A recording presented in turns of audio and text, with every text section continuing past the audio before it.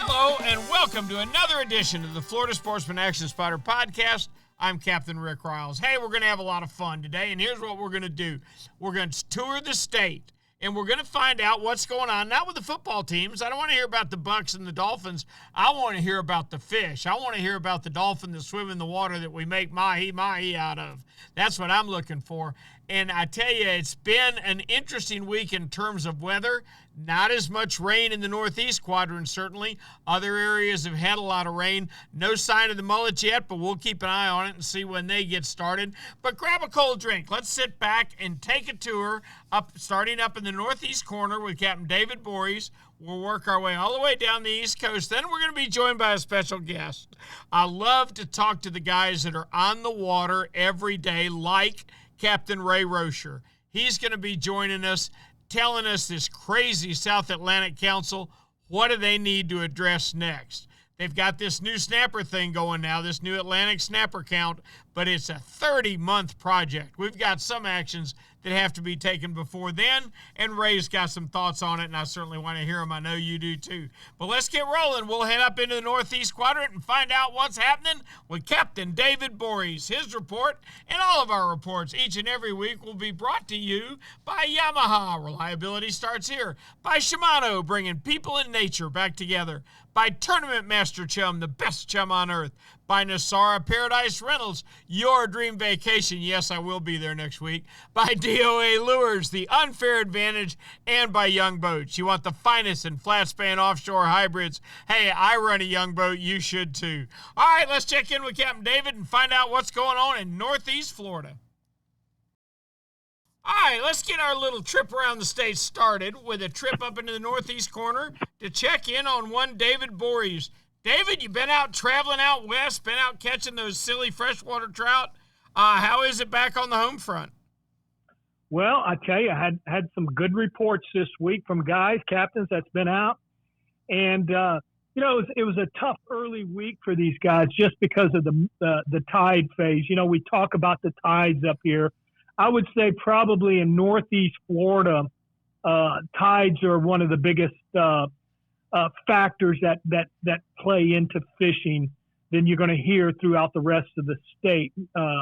So with that being said, one of the worst tides we have found to fish is that top of the incoming tide. When you have an incoming tide and you're midway through it and on up right to about the time it gets high, we struggle up here in Northeast Florida. It's a very difficult time. It's a time I try to avoid. It's a time I don't take clients. I try to schedule people around the good tides. But with that being said, that's what guys had to deal with in the morning. Now, if you got out early enough, of course, now being August is the hottest time of the year. So we actually up here, we say there's only really two times to fish. It's really, really early in the morning or it's at night. And from what I understand, if you got out early enough, there were some good bites to be had. Another thing I heard a lot of this week, too, are guys that are using finger mullet are doing pretty good. And they're actually catching some decent trout, some good reds and stuff like that. A good flounder bite this week. We're still seeing some pretty decent flounder being caught. Some of the guys working early in the morning are throwing topwater plugs, and there's actually been some pretty decent snook seen south of the Beach Boulevard around the JTB Pablo Creek area. So that was interesting, but that's sort of common this time of the year. We'll see a lot of those snook being caught, but the main thing has been the redfish, of course, and there's plenty of big reds. And the guys that seem to be doing the good catches of the big reds, Rick, it seems like are the guys that are going to fish in this deeper water in this hot time of the year. If you go down a little bit deeper, the water sort of cools down. And we're talking redfish that are anywhere from 27 to 34 inches, the big reds. Not the really, really bull reds. I think we're still a little early. I think we're seeing a few starting to show up. They'll start showing up at the end of August, and they'll spawn into September and October. But for the most part, there's plenty of big reds in deep water. If you take the time to find them, you'll do pretty good. David, I saw something this week that I'd never seen in the month of August before. I came driving along Heckscher Drive. You know what they call the roadside flat right there on, Yep. as you're headed east, the left-hand side. I drove by there at 1:12, 1:15 in the afternoon, almost dead low tide, an entire school of reds with their backs out feeding on that bank alongside the road right there. I'd never, ever, ever seen them before there, and certainly not at 1 o'clock in the afternoon. Yep. That is unusual, but a lot of guys have been reporting very unusual things this year, and I think we're in this transition period, and we're seeing some changes up here in Northeast Florida. I reported a couple of weeks ago about seeing mangrove trees slowly starting to move north. It's always been known that the furthest northern mangrove tree. It was actually in in St. Johns County, around St. Augustine area, just north of St. Augustine, just south of Pine Island, where that's not the case anymore. We're actually starting to see mangrove trees in Duval County itself. So there are some unusual things happening, Rick. All right, you want Karnak the Magnificent's prediction? Go ahead. You know what our next new big-time fishery is going to be? Other than snook, or go ahead. Well, snook's part of it. Snook in the surf. Yeah. That would be interesting. That would be fun. I wouldn't have a problem with that. There are guys that are starting to try it, and they're starting to have success with it. I talked to a guy the other day that got one jump out of a real big fish, and I talked to another guy who finally chafed one off that he had on like a 20-pound leader. But there are snook in our surf, David, and when these mullets start pouring out, bet you it's going to happen. Yep. Nothing surprises me in this sport anymore, Rick. No, nothing at all. How soon are the mullet going to pull out? I think it's going to be a little later. I think I'm predicting a later run than normal, just because of the warming trend. Usually we like to start when that water temperature starts to drop, Rick. That's when we see the mullet start to migrate out. But my prediction is it's going to be later this year. Okay. It could be later in the year. But, again, nothing surprises me anymore. And I'm seeing things every year that, like you said, I've never seen that before. I've never caught that before. So we're seeing and hearing a lot of those stories now. So. Thank you, Cap. I appreciate it. We look forward to talking with you next week. I'll be here. Captain David Voorhees giving us a great report from Northeast Florida. Now let's move down to East Central and see what Captain Jim Ross is up to. Jim, how are you? Doing fantastic this week, Rick. Good. I'm glad to hear it. How's your fishing? Fishing is pretty good. Bait, we've had a little issue, though. We've had an anomaly, if you will. We had a couple of days where it was really strong, and then all of a sudden it disappeared for a day or two. But it came back yesterday with a vengeance, and hopefully the guys and gals out there are going to be able to continue doing what we've been doing, and that is net some bait, take it to the reef, and catch some kings and cobia. So the pogies finally got through my fence? Yeah, they did. They put a hole in it, and they've been streaming south, which is a good thing because we sure needed them. Man, I hate to hear that we may be running out up here. You may have to send them back. Tell me what you've been catching on them. Well, the guys are throwing the net, loading the well, and then running right out to the first set of reefs there at A Reef, Pelican Flats Reef, the lumps that's in between it. The guys are getting some king mackerel, some shark, an occasional cobia, and a handful of tarpon around the shrimp boats out of the Ponce Inlet area. So there's been a pretty decent bite over the weekend. The weather was absolutely gorgeous. The water was beautiful.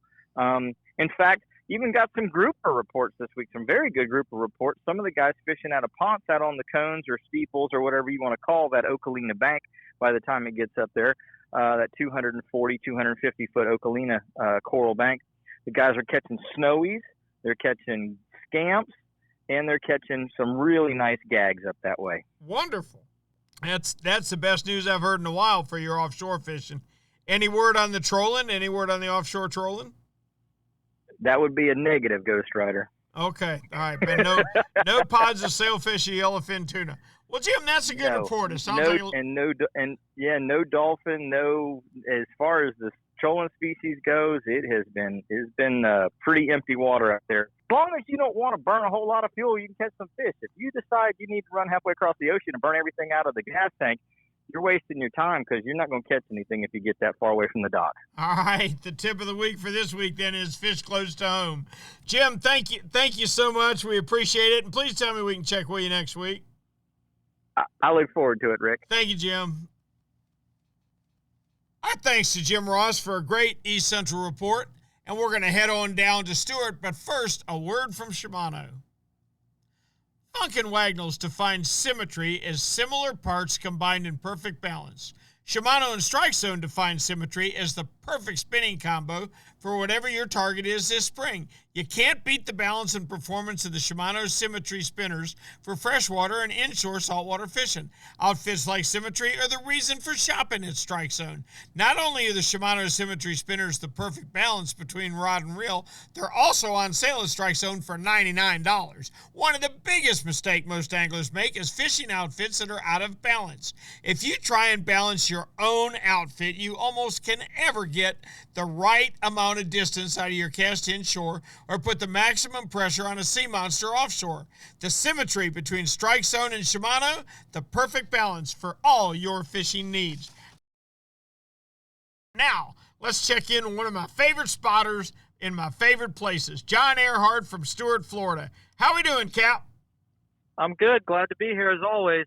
Buddy, I tell you what, I have enjoyed myself down there this summer. John, is this the best summer sailfish run you can remember? You know, it's been pretty darn good, and I think it could be even better next year. Woo! So, I mean, we really had a phenomenal summer, and honestly, the sailfish is still pretty good right now. So, I mean, we still got about a month left of some phenomenal fishing, and then, it might taper off for a little bit. This week, I've seen a giant influx of sardines, so we've got a ton of bait around. There's been some greenies, still got plenty of pilchards, so definitely bring a few extra sabikis because there's been a lot of kingfish and bonitas mixed in when you're catching your bait before you head offshore. So you want to have plenty in case you got to deal with the predators, and that's pretty common for the month of August.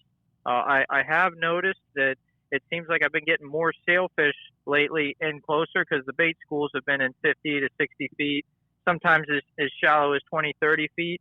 But when those bait fish are in that 50, 60 foot range, you can expect a lot of sailfish outside those bait schools this time of year. So you don't necessarily have to shoot out to 90 to 120 feet. Maybe set a spread of bait fish out around those bait schools before you head offshore, and you might find yourself catching plenty of sailfish right after you caught bait fish. So that's definitely a good thing that you want to capitalize in the month of August. You're just trying to sucker me into driving down one more time, aren't you? Why not catch a few more sailfish before we start getting that rough weather, God, it's been so good. It's been so good this year. Just tremendous. I'm trying to get more Jacksonville boats to come down and take advantage of it with me in July and August because, oh my gosh, it was just it was as good as I can ever remember seeing it in January. And oh, by the way, in January I was cold and wet. so I don't like that. So I like fishing July and August much better. What's going on besides sailfish? Catching a lot of snapper right now on the reef. We've had a pretty good little run here for a little bit of cobia as well. We've been seeing them in 50, 60 feet. I've seen them out 90, 100 feet. I've seen them right on the beach. So it just seems like we got a little body of fish hanging out on the Treasure Coast right now. So I would certainly have, a jig tied on a large spinning reel, while I'm bait fishing in case one of those fish pops up and happens to miss your spread of sardines, pilchards, or greenies, whatever you have out. So certainly be ready because, a 40-pounder can quickly be 5 feet away from the boat, and he can just as quickly disappear before you get a bait out to him.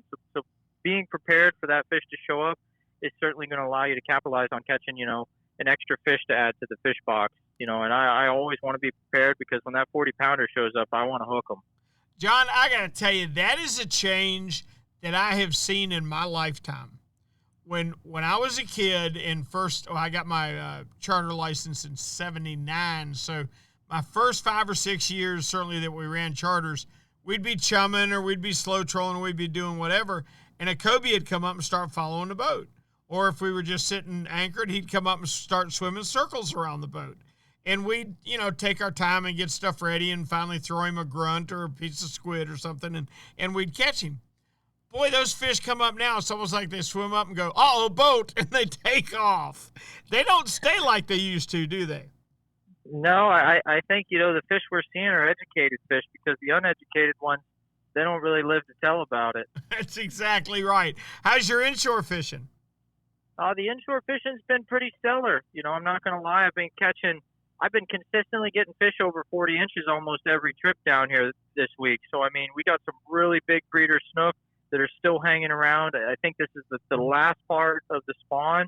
So if you want to catch those giant fish that are thick, this is the time to do it, because once the spawn, finishes up, these fish are going to kind of start to spread out, and they'll push a little further upriver, and they won't as willingly eat as they will right now. So, it's pretty easy to find them concentrated around the St. Lucie Inlet.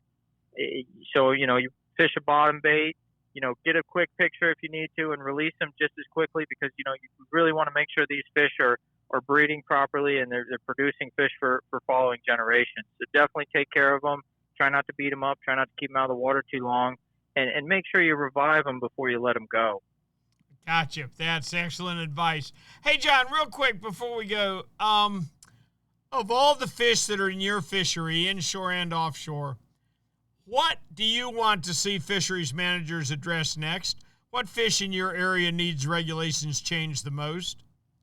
I would say the Goliath grouper. They are just wreaking havoc on the reef, and they're making it to where I can't catch mutton snappers, to be honest. So, I don't want to wipe them all out, but they definitely need to do something, because, the Treasure Coast specifically has more Goliath groupers than I've seen anywhere, and I've been fishing a lot of places, and they are just taking over. When I go to a spot and there's 40 or 50 Goliath groupers there in the summer, I'm going to say that is becoming a problem. And anywhere I go on the reef, if I snapper fish for more than half an hour, I wind up having a Goliath grouper coming up and eating our fish, and I either have to catch him so that he'll stop eating our fish, or I have to move. So I think we do, I don't want to wipe them all out, but we definitely need to harvest a few of them just to kind of make it, an equal opportunity on the reef so that other fish can thrive and survive. John, that's what's happened with red snapper up here. Whereas in the wintertime, we used to go out and be able to catch plenty of vermilions and sea bass, the red snapper have completely taken the reef over.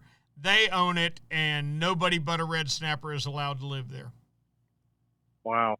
It's incredible. Cap, I appreciate it very much. Appreciate your insights, and look forward to talking with you next week.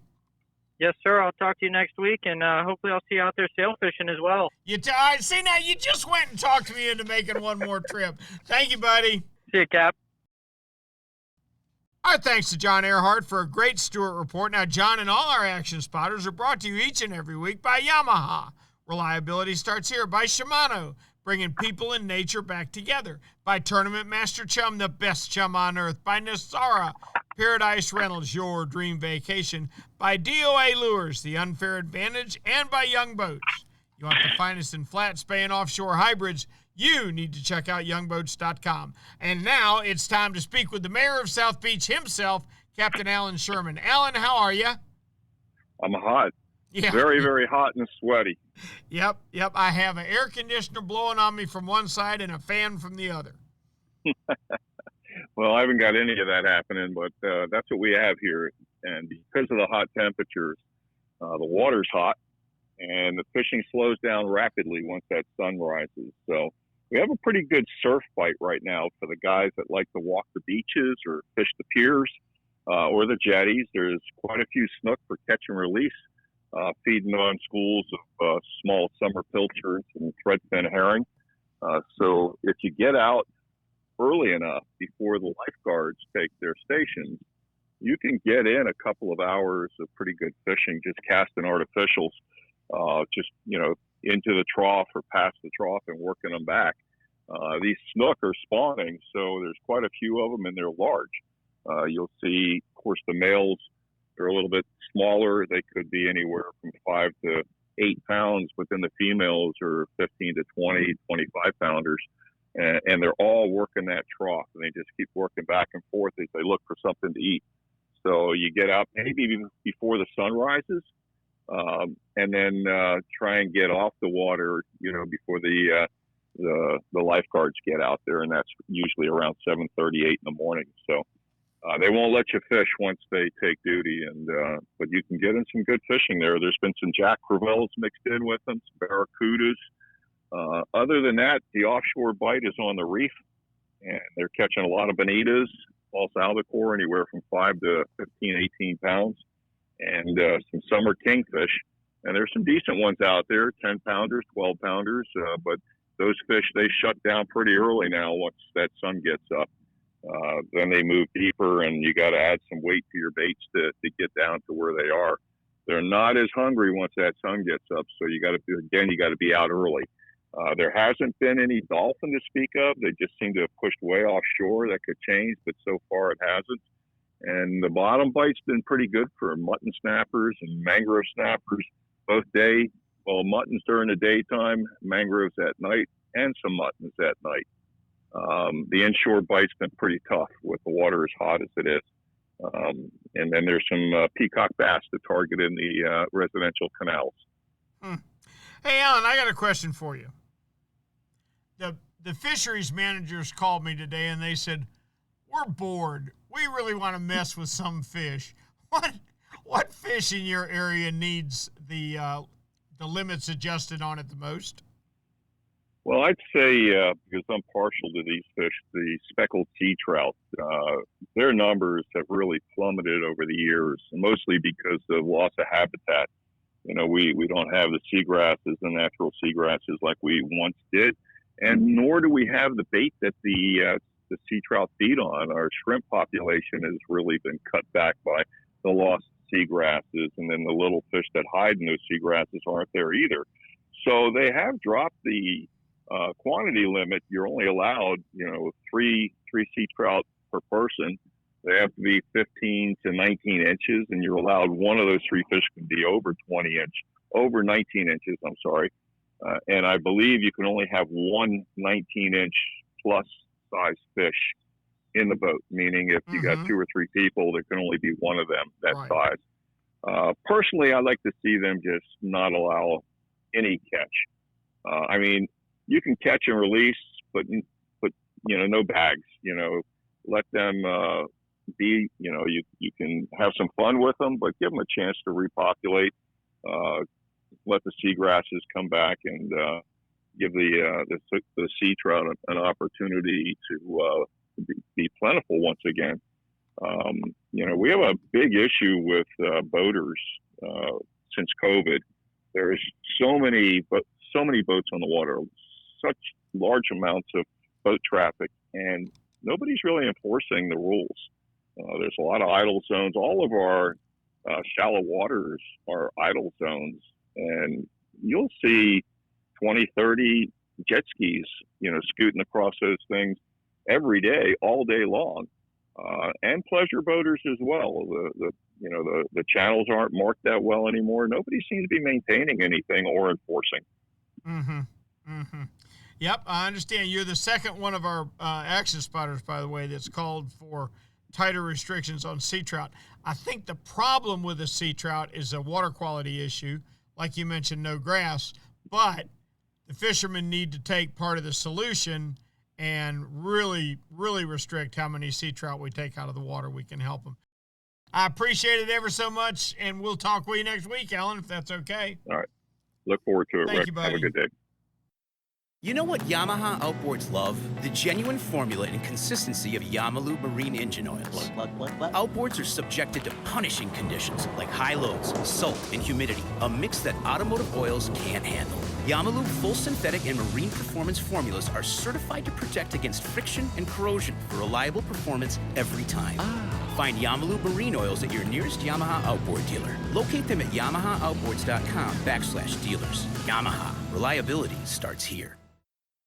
Hey, Raj, being consistent is the mark of a quality product. If you've been Florida's #1 chum for over 10 years, there's got to be a reason. For 10 years, Tournament Master Chum has lived up to its name. That's why more tournament pros insist on Tournament Master than any other chum. It's the only chum with menhaden milk mixed right in. That means it gets the scent out faster and deeper than any other brand of chum. It comes in a grind size for every species from kingfish to catching bait. Your fishing time is way too precious to use second-rate chum. Bring the action to you by insisting on Tournament Master Chum. It's worth every penny. When you're ready for the finest in custom-made flat spay or inshore-offshore hybrids, you are ready to meet the Young family in Inglis, Florida. For over 21 years, the Young family has built custom boats one at a time for every type of fishing. Nothing can sneak up on a flat quite like the Gulf Shore flats boats, and I've never fished a better hybrid than the Young 24s and 27s. Rob Young is a naval architect who takes tremendous pride in each and every build for each and every customer that wants their boat custom built exactly the way they want it. Is it time for you to move up? Are you ready to own the finest boat built? Then you need to visit the Young Boat facility in Inglis, Florida, or check them out online at youngboats.com. Our thanks to Alan Sherman for a great Miami report. Now, we've got a special guest tonight. I love talking to the people that are on the water every day because nobody knows it like they do. They see the problems. They see the good things that happen. They see the bad. They see it all. And one of those at the top of my list, respect-wise, Captain Ray Rosher of the Misprint Fishing Fleet has joined us to talk about some conservation measures. Ray, how are we doing down there? And what kind of fish or what fish do our fisheries managers need to address next? Well, there's probably been the greatest decline in mahi this year that I've seen in my life. I don't know exactly why it's happening. I think it's probably a lot of factors, but I was involved with the Dolphin Wahoo Advisory Panel for the South Atlantic for many years, and we always tried to think long term and big picture, but I don't quite know what's happening. I remember the one thing that kind of makes me feel a little maybe less concerned is when I was in my 20s, I fished with a guy named Buddy Carey, and he was a captain in Miami for 55 years. So this would have been, early 80s. And I asked him how dolphin fishing was, 20, 30 years prior to that. And he said, we had good years and bad years. It wasn't always great. And I never forgot that, it does cycle and there are good years and bad years. And this could just be an off year, but it is worth, visiting the conversation of bag limits, just a variety of conservation measures. The only caveat is I don't know that, U.S. fishermen are the only things affecting this. So, there is a stronger effort longlining in the Carolinas typically, in that area and in the Caribbean than there were, say 10 or 20 years ago. And there's a greater effort in the Caribbean in general, South and Central America. We just don't know where our fish come from. I think you and I talked about this a while back when I did the harvest trips for the Rosenstiel School. Right. We mostly focused on dolphin. We taught the cobia for their tank, but dolphin in particular captured my attention. It was about 5 pounds when we put him in the tank, and 9.5 months later he was 56.4 pounds. He got fat faster than I do. Well, they feed him sardines and squid, so that was obviously an exaggerated growth rate, but it does show you they're capable of about 5 pounds a month. Wow. And the other thing that I found very interesting, which is again, maybe reduces alarm a little bit, in those tanks where they keep them to study them, and they actually even grew baby mahi from eggs. But they said that every other morning a cow dolphin will lay about 5% of her body weight in eggs. And they know this because they harvest them in their filters, because they have filtered systems. Every other morning? Every other morning, about 5% of her body weight. So a 20-pound mahi will lay about a pound of eggs, and we both know how many eggs that is. We don't know the exact number, but it's a lot. It's a lot. Sure, yep. I'm sure that the scientists there could do a count and could figure it out. But my point is that's why there's still dolphins every year, because they're very, very prolific, and they exist in almost every body of salt water in the world. So, other than Arctic and Antarctic, but the every tropical zone, every ocean has mahi.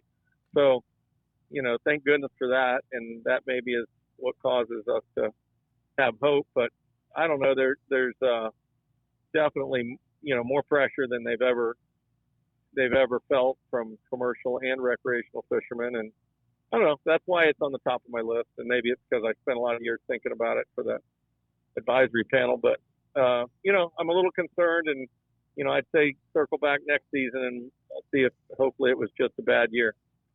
Yeah, unfortunately for us up here in Northeast Florida, Ray, it's been a succession of bad years. It's just not.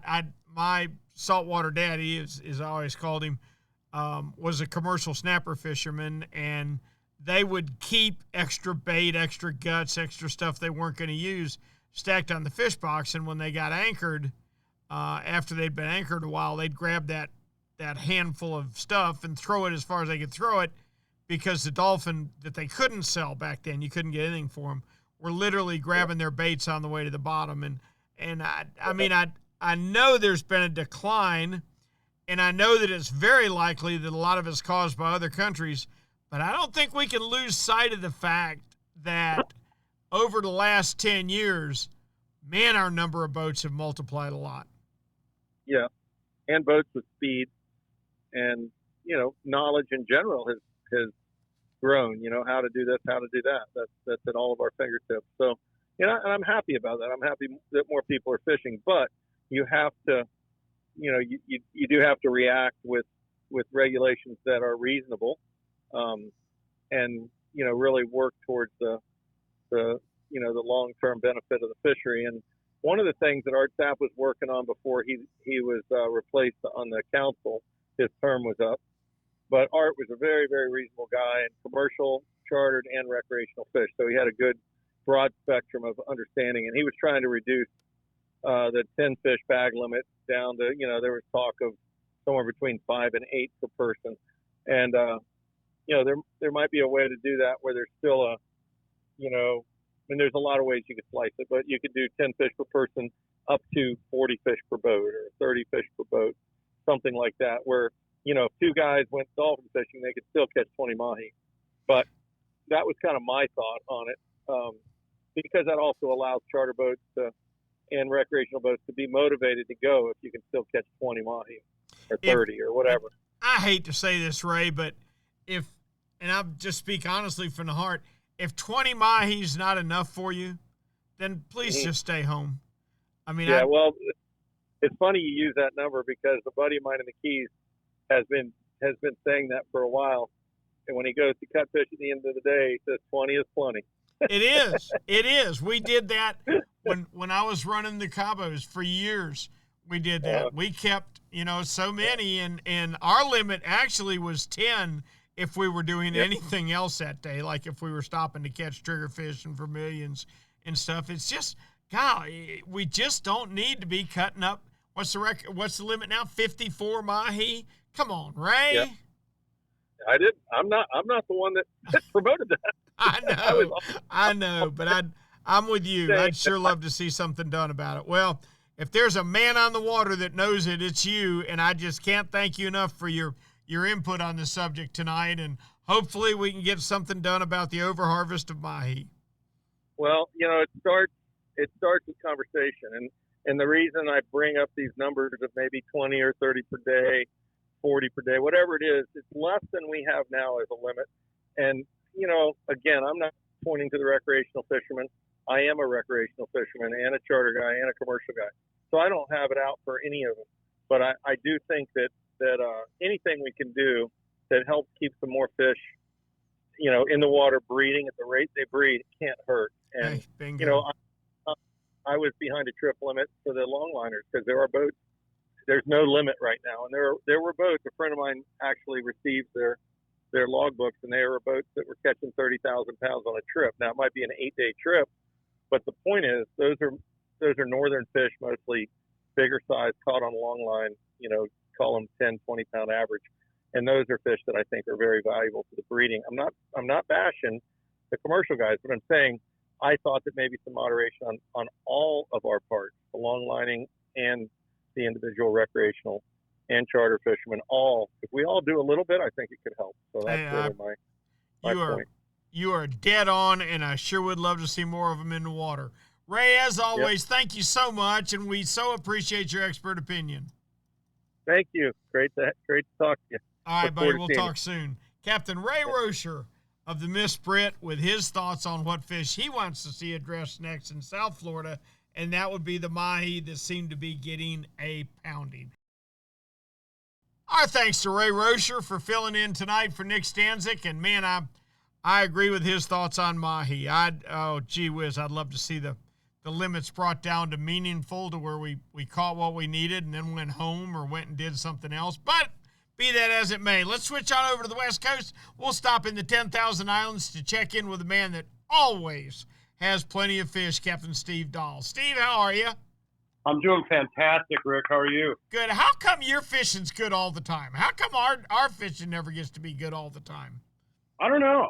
I mean, we're kind of it's beautiful. If you've never been to the 10,000 Islands, it's something you have to experience. But it's God's country for sure. I call it a Lewis and Clark adventure. The minute you leave the dock, you don't have much of any development whatsoever. And it's certainly getting a little bit more crowded down there, but it's still one of the most pristine places we got in the state of Florida. So it's pretty special. That's fantastic. How was your fishing this week?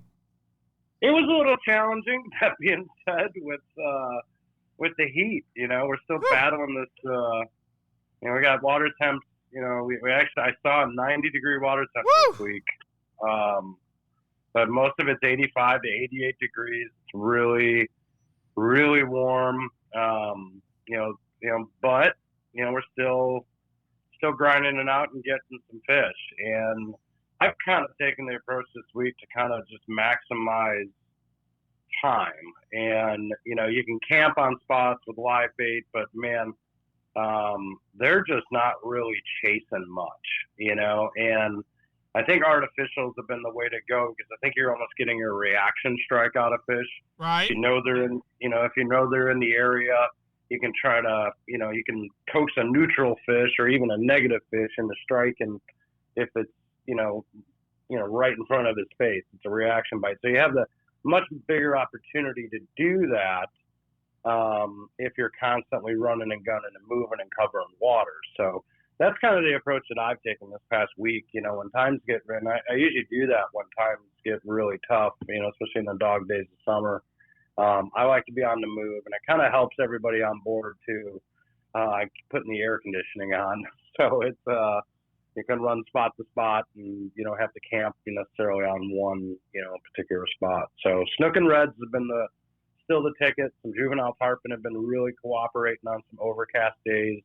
Right before the storm start in the early afternoon is kind of when we've been getting them. Once you start to see those clouds roll in, but again, exercise some caution with that, because that bite can turn on really quick, be hot and heavy. You're going to be jumping, baby tarpon here and there, and forget about the weather. So, got to be really mindful to get back to the dock responsibly. So, that's kind of been our deal.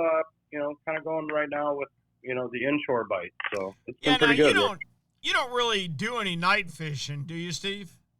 We really don't. We get chewed alive every time we've tried it. I mean, in the wintertime, you certainly can do it. I've camped out there, which is a really good experience in the wintertime when the evenings are cool and the bugs just aren't as bad. But the no-seams will pretty much, pick you up and walk you out to wherever they want to take you if you go out in the summertime. Now, I tried a spray that they sell at Strike Zone called No Nats, Natz, and I haven't heard that one. Well, it didn't last for a real long time, but it worked very well. You had to apply it about every half hour, 45 minutes, but it did keep them off of me. I got to give it that. It's NO-NATZ, no gnats. Well, I'll check it out. I mean, and that's actually, for what it's worth, the low light periods are when the no-see-ums are at their fiercest, Right. So first launch, and then if you're getting back later in the day, cleaning fish, things like that, that's really all I need it for, a half hour, 45 minutes. So that's actually kind of cool. I'll have to check that out. Do it. Thank you, Cap. I appreciate it. We'll look forward to talking with you next week. Sounds good. Looking forward to it. Thanks, Steve. Steve Dahl from the 10,000 Islands with a great report for us. Now let's move up the Southwest just a little bit and check in on one Greg Stamper. Our thanks to Captain Steve Dahl for a great 10,000 Islands report. Now we move up into the southwest part of the mainland and speak with one Greg Stamper. Greg, how are you? I'm doing very well, Rick. Been a great week for us, dodging a few storms here and there, but we made do, and everything worked out pretty good for most peeps. Oh, good deal. What are you catching? Well, for me in the back, obviously it's been a lot of tarpon, both big and small. They're both still around. Just depends on what you're trying to accomplish. Again, those fish have been eating a lot of different things. Pretty cool this week. I actually watched a couple tarpon free jumping in our back bay, and they were chasing both the mullet and these little ballyhoo that are starting to creep back in again, which I thought was kind of weird because we had a lot of rain. I didn't think ballyhoo would do well with that, but apparently they don't mind. Oh, that's cool. Ballyhooer, it's cool to watch them jump. They almost, when they first take off, it almost looks like a flying fish, doesn't it? Yeah, it does, and they can give themselves a couple jumps. I mean, I'd say it's like a mini sailfish skitter walker. Okay, I'll give you that. So other than that, it's been a lot of snook. The snook bite has been very good. These fish are pretty much consistently being caught on both cut baits. I haven't used a lot of live baits, but definitely on artificials. We used some top water early in the morning. Worked very well. And if you get them a little bit later in the afternoon, it's a little bit slower because it's getting really hot during that time frame, unless we get those rains to cool things off. But you don't really want to be out there, Rick, when it's raining around here. No. In my neck of the woods, there's lots of sparks coming from the sky. I don't like fire. I finally on the when I was running the Cabos, I finally learned how to completely quit worrying about it. But I've never figured it out on other boats. Well, I tell you what, we've had some sparks this week, man. It's been pretty vicious down here. But between all those storms, fishing has been good. Now, the nearshore guys are still being very consistent on these permits. They're a lot smaller than what I would have thought, but they're getting good numbers, just not a lot of big fish right now.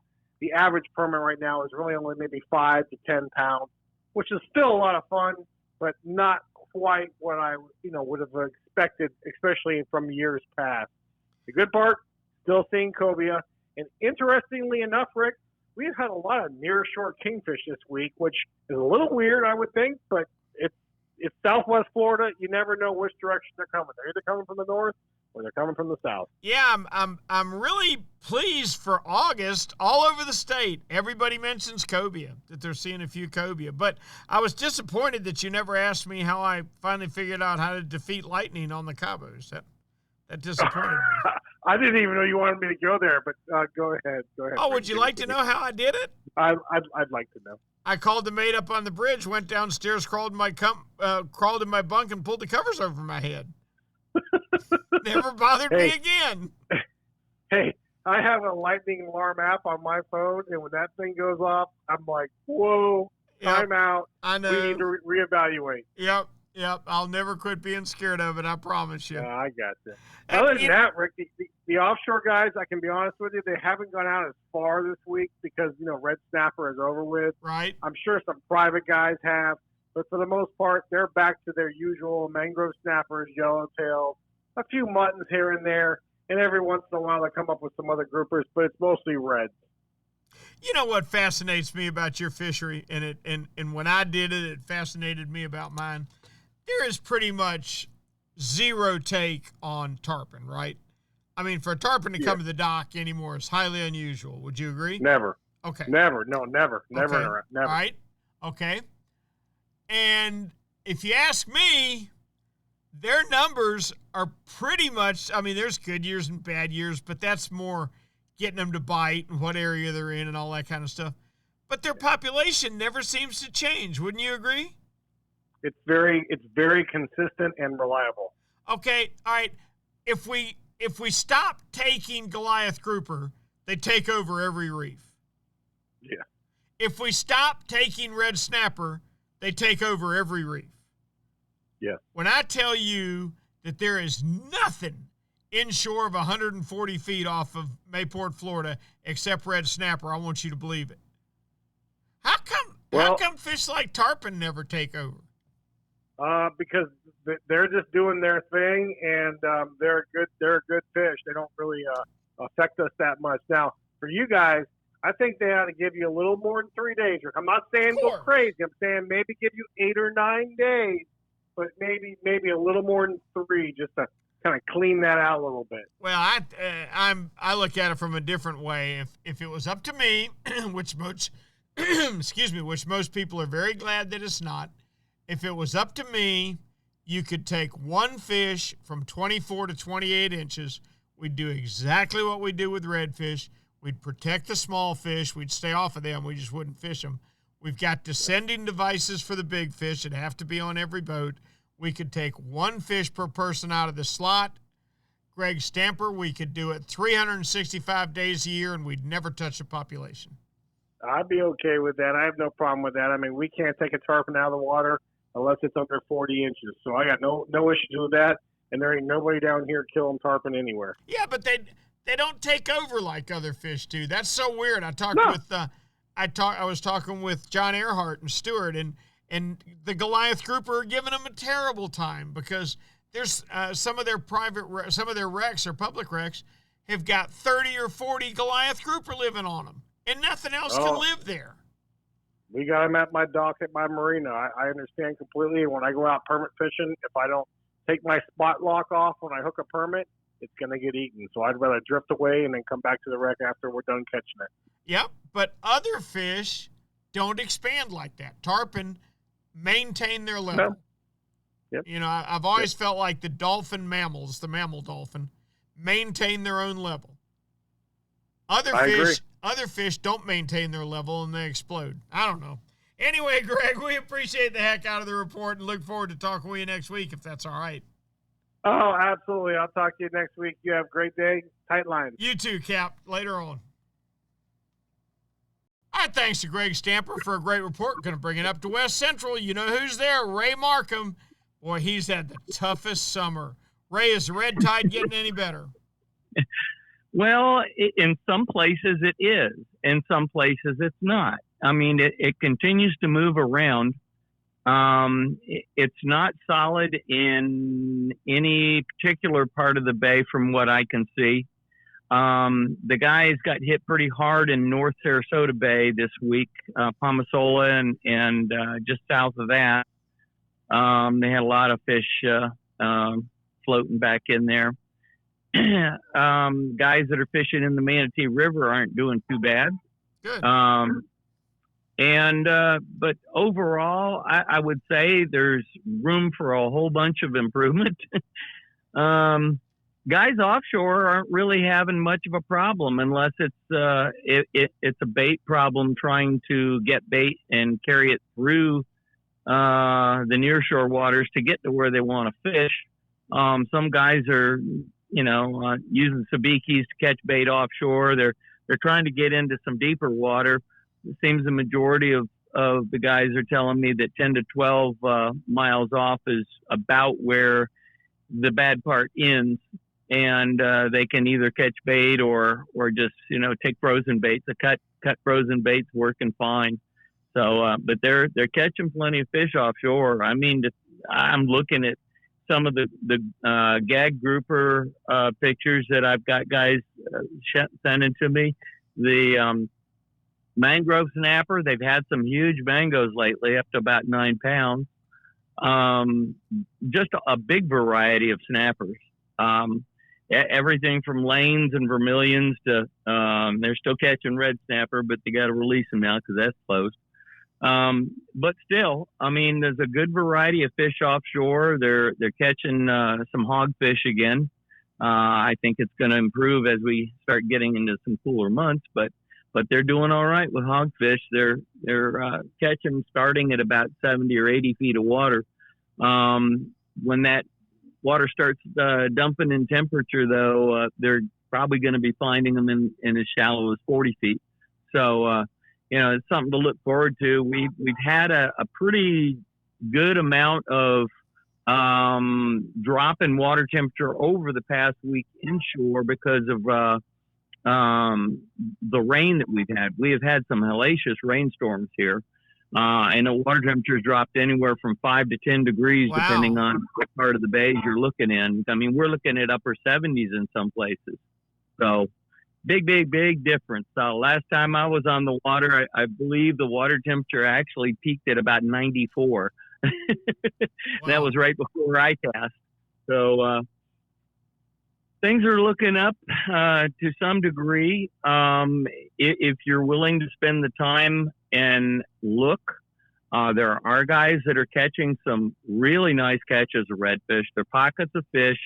And I got to believe they're mostly in areas where you have some red tide influx, be it across the east side of Tampa Bay, where you've got Cockroach Bay, Little Manatee River, and those areas up there. The water seems to be pretty good. It's really tannicky because of the rain, but other than that, the water seems to be pretty clear. Okay. Clear, but just stained. You know what I mean? Sure. So, sure. But overall, you feel like the red tide is subsiding a little bit, or just shifting around? I think it's more or less moving around because I talk to guys and saying, yeah, wow, it's great over here, and then 2 or 3 days later, when the wind shifts, it's like, it's back again, kind of thing. But so it is what it is. Hopefully, we won't have any more spills of any kind. It'll probably go a long way to help cleaning things up. So. I sure hope so.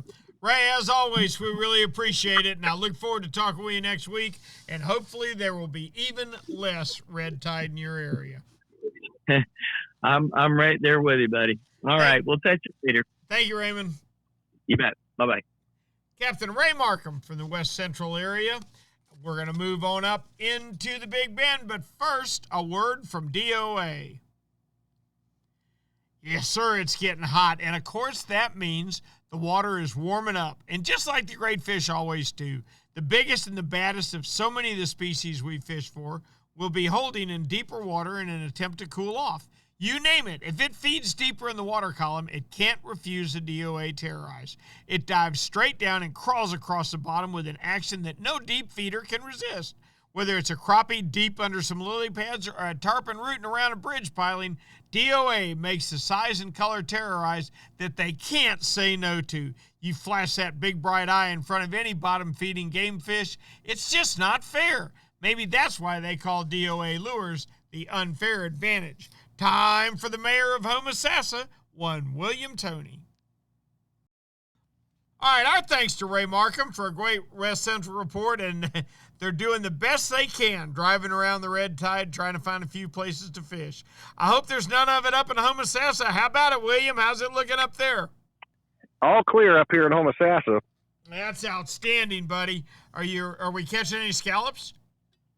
Well, I got this special glove. It's got a jig on the end of each finger. So you get down there and lay on the bottom with your fingers extended out past your head and just wiggle them, and they just come running up and bite each digit. Now, I've heard some stories, but I'm pretty sure I'm not believing that one. No, don't believe that one. No, the only thing that we've had up here is just a lot of pressure up on the Big Bend, especially on the south end here in Citrus County. Once you get up north of us towards Cedar Key, and I'm sure Steenahatchee feels a little bit of it, especially weekends.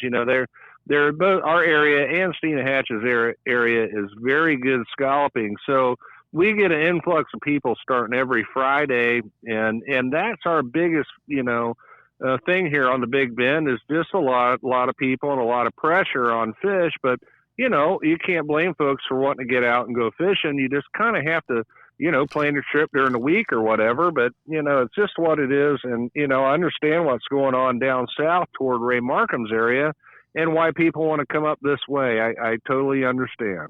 Ray, William, I got to tell you, I hope that our fisheries managers, in making their future decisions, are going to take the last couple of years into account, because holy smokes, is there a lot more boats on the water than there was 5 years ago.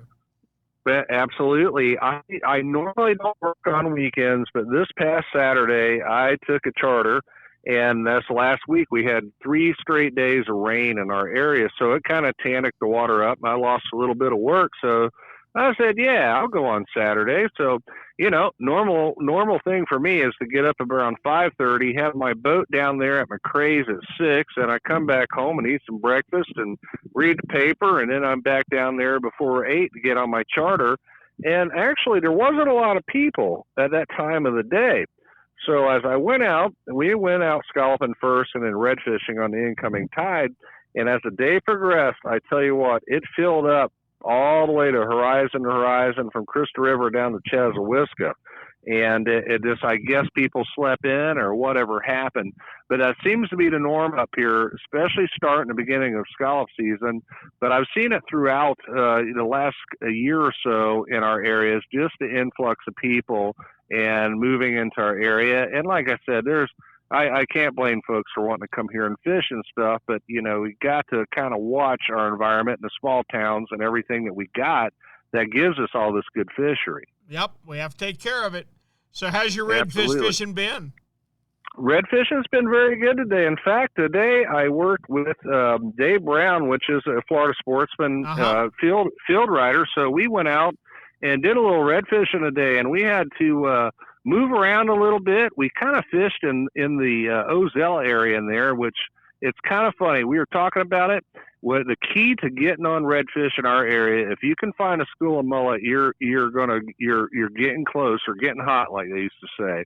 And when you find that big school of mullet, and you're going to find those redfish.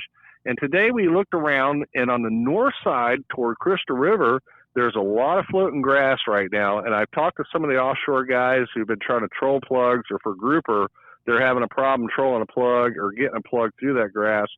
Same thing inshore on the red fishery.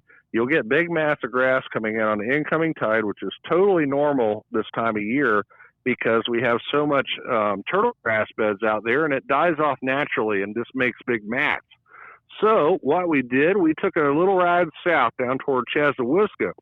Totally different bottom down there. It's limestone bottom, less turtle grass, more of a sargassum, or what we call rock grass or kelp down there. Trout love it, but less floating grass. And we found a pot of mullet, and sure enough, we got into some good redfish. And we're using gold spoons, so it was kind of an easy fishery. You didn't have to sit there and put shrimp on or anything like that, which I tried up to the north, but that gold spoon, it did the job. And when you got hooked fish with 2 or 3 chasing it, it was a good time. Oh, yeah, it'll do it. It'll do it. Man, that's fantastic. Yep. We're hearing a lot of complaints about trout. How has your trout fishing been? Our trout fishing's been pretty much spot on all the way from February till now. Generally, this time of year, it's not that good in our area just because of the water temperature. Sure. But if you want to get up at daylight, and I always tell people this, in our area on the Big Bend, it flip-flops. In the spring, it's an incoming tide, and once you get past that end of July, it's going to flip-flop all the way through to about the end of October. It's going to be a high or outgoing tide for your trout bite. And we got that coming up this weekend. So if you want to get into some trout, I suggest getting up around daylight because the bite doesn't last long when you're up in, the 80s and the water temperature. Right. But you want to look for some of those bars around the mouths of Crystal River out in front of Fort Island Beach, the spoil banks out there south side of Homosassa River. You got Hell's Half Acre, and then over toward the mouth of Mason Creek, you'll see the bars, especially when that tide is really pushing out hard and you get a southeast wind in the morning. You'll see that ripple across that bar, and those fish are right on the back side of it. And I've been using a watermelon red flake mirror lure provoker and throwing it in a vertical jig and getting some nice quality fish. Now, you get down there toward Chesapeake, you got a lot of bars north and south of the Chesapeake Channel that hold trout. But again, once that day starts to heat up, the trout bite dies. And the only other way I can tell you, if you'd like to go jig for trout, is go deep. I'm talking about 12 to 15 feet. Mm-hmm. And you get out there in those deep grass beds, same bait, but you're fishing it real slow. And we have a technique up here. We call it dragging. So basically, you need a little bit of sea breeze, and you're out there in that deep water. And if you can get your boat to drift sideways, some boats just, just totally drift different. Mine will drift bow forward. But if I take my motor and lift it out of the water and tilt it, my boat will drift sideways. So you can get 3 lines out at once and throw it behind the drift of your boat and let it just drag. And all you do is just let out line 80 to 100 feet. And every now and again, just lift your rod tip. And that's how we'll catch trout all summer long. But we've had a good trout fishing all spring here, so we're pretty much on par in this area. Good. I'm glad to hear a good report on that from somewhere. And you just gave me a new goal in life. I just added something to my bucket list.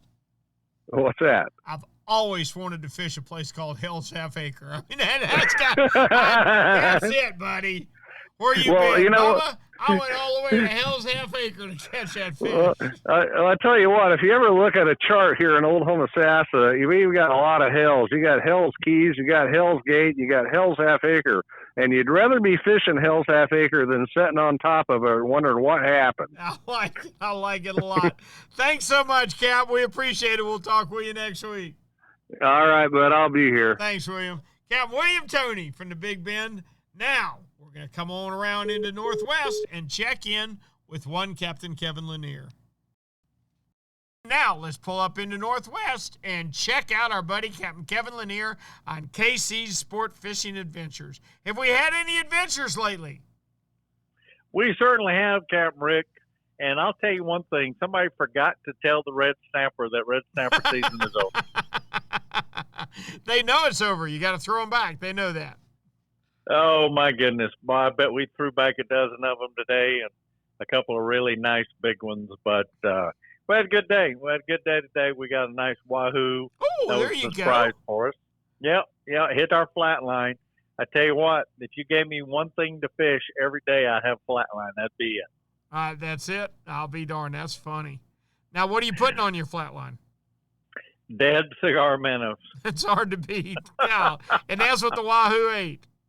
That's what the wahoo ate. What a dummy. How big was he? Oh, he might have been 20 pounds. He wasn't a big one. We call those weehoos. Weehoos. Yeah. Well, we don't get a lot of them over here in the Gulf where we're at, so we call them whatever they want. We just say thank you. Yeah, amen to that. Hey, let me give you an idea. Okay. Okay. Take a piece of that wahoo that's, I don't know, maybe an inch thick, maybe a little more, and sear it with whatever seasoning you want on it, whether you want to blacken it or whatever you want to do, or teriyaki or whatever, and do it real fast on each side. Pull it off of the fire and stick it in the freezer for 10 minutes. Uh-huh. And then take it out of the freezer where it won't be cooked quite all the way through. That's good. Well, see, Captain Rick, the problem is I got to send these home with my customers. I don't get to keep them. Well, tell them it's too bad. They don't get to take the wahoo home. I never thought of that. No, that was Captain's fish. That was, I told them they reeled it up and they said, "Is it any good?" And I said, "No, it's terrible. Right, terrible tasting fish." I'll take it home and feed it to my cat. Well, that's great. But what were you catching besides red snapper on the bottom? We got some really nice mangroves. Really nice mangroves. We had one probably pushing about 8 pounds. It's a good one. Real nice one. That's a sure enough good one. Yep. How about verms? You getting any verms? Yep. The vermilions over here. In fact, I talked to a couple of guys this weekend. I was doing a location seminar, or actually a visit with Simrad, and a couple of guys walked up to me and they all commented about how big the vermilions have gotten this summer in our area. I've been really impressed. Well, didn't you tell me you caught a 7-pounder recently? 6. It'll We'll be 10 by next week, but we're sticking with 6. I exaggerate all my stories. 6 is a monster. Yep, biggest one I've ever seen. I would say so. Well, that's fantastic. I know it's too hot for too much to be going on over there on the inshore scene. Let's just keep the big storms away, Kevin. We'll wrap up this summer in style. That sounds great to me. And I tell you what, today there was not a breath of wind out there, and it must have been 900 degrees. Oh, I know it. Oh, it's been hot. All right, Cap. Well, why don't you take off for the Pacific Northwest for a couple weeks, and I'll go to Costa Rica, and we'll meet back here after a nice vacation. Sounds like a great plan, and I'll have a little steered albacore for you. Now you're talking. Now you're talking my language. Thank you, Kevin. We can't get out of Florida until we go out in the Panhandle, and that's where Tyler Massey is holding court. Tyler, how are you? We're doing good, Rick. How are you guys? Good. Tell me about your fishing. So fishing's been great.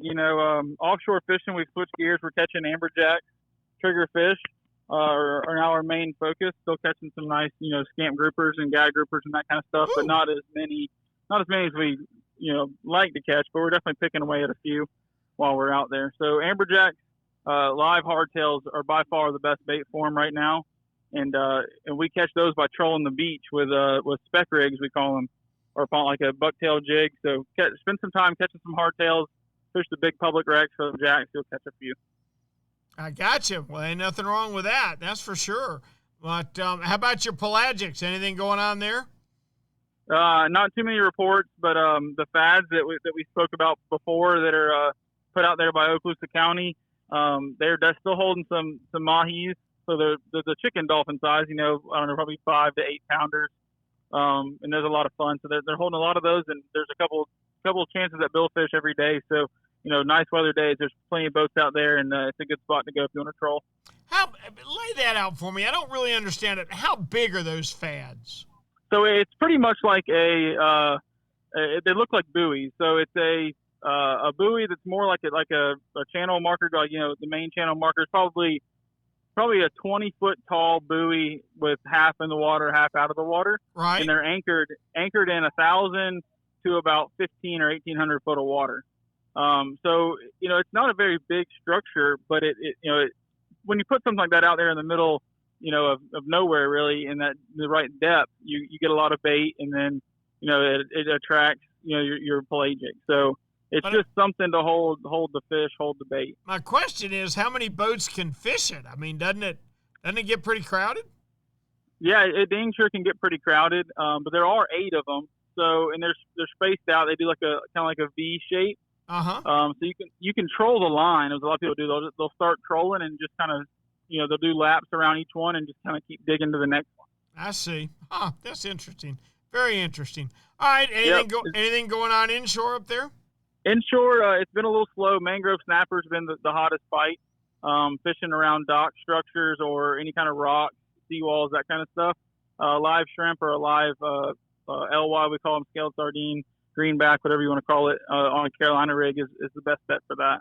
Man, there's been mangrove snapper all over the state this year. It's been a tremendous year for them. Well, it sounds to me like your fish is pretty good. Now, your pelagic fishing, those fads and everything, that'll only get better during just September, right? Yeah, it definitely gets good. This month, September, as it cools down a little bit, even our open water trolling fishing, bottom fishing our edge, fishing the area called the nipple, it's going to get good. Blackfins, mahis, wahoo fishing will pick up, white marlins will be in here. So, as it cools down just a touch, it's going to be getting better and better. Cool. Hey, Tyler, thanks so much. Please tell me we can check with you next week. I'll be here. We'll see you guys. Thanks so much, Captain Tyler Massey. And that's going to bring to a close what has been a really fun trip around the state tonight. And you know what? If you take away Ray Markham's red tide, God love him, it's really been a pretty doggone good week. You talk about up in the Northeast where Captain David Voorhees is still catching redfish. I've seen redfish with their backs out lately at low tide in the afternoon when it was 94 degrees. I don't know what's up with that. I don't know what's up with the flounder biting so well in August. That doesn't happen very often. And everybody's seeing cobia as we worked our way down the East Coast. Jim Ross talked about cobia. Captain John and Stewart wanted to talk about cobia. Captain Earhart said that there were good numbers, seemed to be a body of fish that we're holding there. Down closer to Miami, things get a little tough with that water being so hot. It hasn't been fantastic. I really enjoyed Ray Rosher tonight as we always do. Ray's concerned about our mahi limits, and I am too. I think we're taking too many. Now, I don't think we're alone in that regard. I think there's other countries that are taking too many. I think the commercial sector may be taking too many. But the end result is we got to ease up the pressure on the mahi a little bit, or our mahi fishing is going to get even worse. Now, you get over to 10,000 Island, seems like the fishing never slows down. The snook are always along the beach. There's reds, there's trout, and nobody loves juvenile tarpon quite as much as Captain Greg Stamper. He is really doing well on tarpon, and I enjoyed that conversation with him.